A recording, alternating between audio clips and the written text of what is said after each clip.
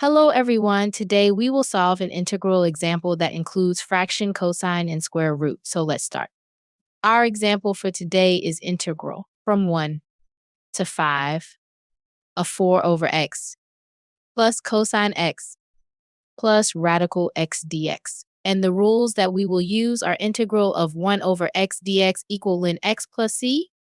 And the second one is integral cosine x dx equals sine x plus c. And the last one, integral x power n dx equal x power n plus 1 over n plus 1 plus c. So if we use them in our example, it will be 4 ln x plus sine x plus 2 over 3x power 3 over 2 from 1 to 5.